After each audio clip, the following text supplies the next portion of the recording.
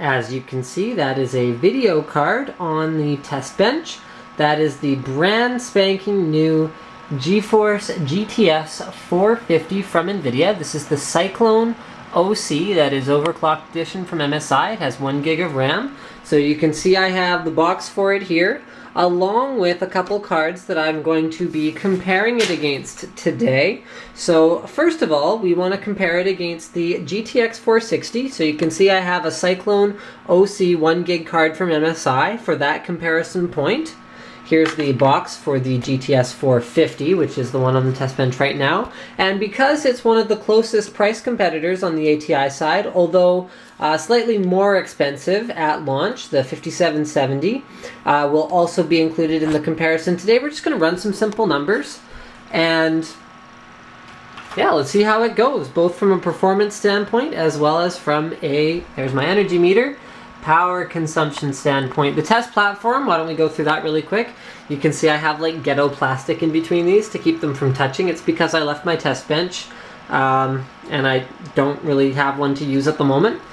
But that's neither here nor there. We have a 4.15 gigahertz Core i7 980X under a cooler here. We have 12 gigs of OCZ Special Edition DDR3 RAM, a Big Bang X Power MSI motherboard, and we have a 90+% efficient fanless power supply actually running the whole thing. So that's going to give us a really good idea of how much power is actually being drawn. The hard drive is going to be an OCZ Vertex LE 200 gig drive, and I guess that pretty much covers the test platform. Alright, well, our Vantage run is complete, so you can see the GTS 450 scored 11,431 3D marks, with 9,200 of those, almost 9,300, being on the GPU score. Now, I want to just point something out. This benchmark is not particularly useful for comparing the 450 to the 5770. But when you're looking at two cards within the same architecture family, so these are both Fermi-based derivatives, okay, so if we compare it against the 460, on the same platform, it should give us at least a fairly good indication of how the power of these cards compares to each other. Speaking of power, the 450 maxed out at 337 watts during our Vantage test, so let's bear that number in mind for later. Next benchmark is Crysis, so this is running at 1680 by 1050, that's the word I was looking for. It is running at, you can see our last run was 61 frames per second. That was the first run out of the bench though, so usually that one goes a little bit slower. So you can see the average FPS for this particular run through is about 66 frames per second. Like I said, I'm running at 1680 by 1050. There you go, 65.55 is what it scored on that one. I am running with all details medium because really we're looking at cards that are in the 149 sort of price range for the most part. I mean, this one goes up to around 249, but you can't really expect at almost HD resolution to be, you know, turning up the details to max unless you're starting to invest in more expensive cards. Like, for example, over here we've got a 460 Lightning and we've got a GTX 480. I mean, if you're an enthusiast, you want to run at HD plus resolutions, all high details, anti-aliasing, etc. Speaking of which, I'm not using anti-aliasing. Those over there are going to be the cards for you. But you can see the GTS 450 does post very respectable numbers, and I mean, Crysis at medium still looks great. So that is how that went. Okay, the Mafia 2 run is going to be a little bit different. First of all, I want you to know that the in-game benchmark does not actually present a very accurate real-world scenario. It runs quite a bit slower than you'd actually expect from the game in the real world. So here are all the settings I'm running. And of note is the fact that, again, anti-aliasing is off. It's a high-end game. It's a mid-range graphics card. Anti-aliasing does not provide, in my opinion, enough of a gameplay benefit to sacrifice things like shadows and other details for it. Okay, and I have turned physics on because unlike the other titles we've been looking at, Mafia 2 is all about the PhysX support. If you have an NVIDIA card, you better be running it with PhysX on because that's how you're going to get the best gameplay experience. Alright, we're just finishing up the benchmark run here. You can see we've got an average of 33 frames per second, so that's a little bit on the low side of what I would consider playable, but it gives us a point of comparison against the other cards that we are going to be looking at today. So here you go, the performance is not optimal, rank D. As I mentioned before, the actual in-game benchmark is a little bit on the slower side compared to what you would experience playing the game. Alright, these are my Arkham Asylum options in the control panel. This is another NVIDIA physics-ready game, so I've gone ahead and left hardware accelerated physics on. It's set to normal because they recommend really a dedicated physics card for the high setting.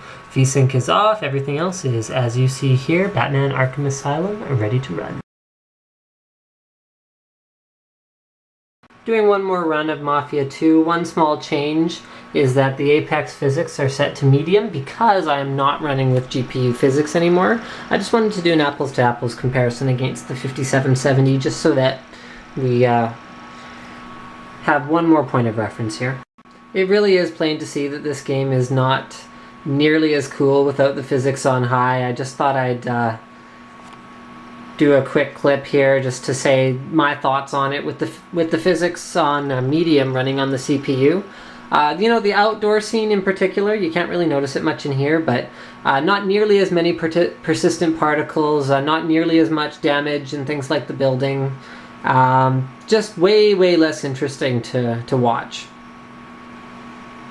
So besides the less than stellar physics performance with it on medium running on the CPU, the frame rate was quite a bit lower.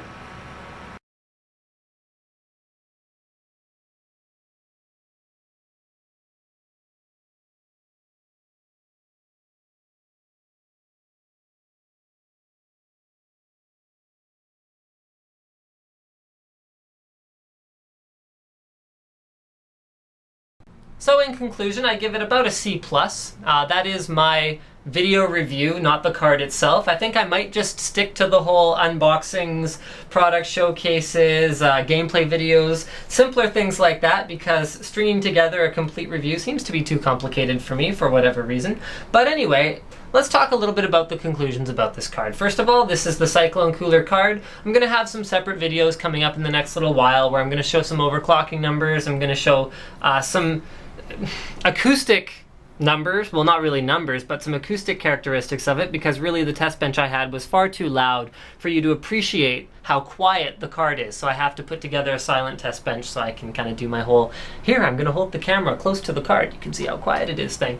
So that should be fine. As far as the performance versus the price goes, power consumption is slightly improved over the 460 series card, and the price to performance ratio still looks quite good. Now, it's not quite a 5770 or 5750 killer, but I mean, knowing NVIDIA, we're going to see MIRs from their partners, we're going to probably see some IRs come into effect, and I think that it will become a very strong contender, especially when you consider that it has features that you don't necessarily find on competing products. I mean, Mafia 2 is a great example of a game that you really can enjoy on a GTS 450. I mean, yeah, not to the same level as with a 460, but you can have a good experience with it at sub HD resolutions, and with physics, you really do get a better gameplay experience. So, I mean, that's something to really bear in mind about a card like this. Thank you for checking out my, I guess, first attempt at a real video review, and don't forget to subscribe to Linus Tech Tips.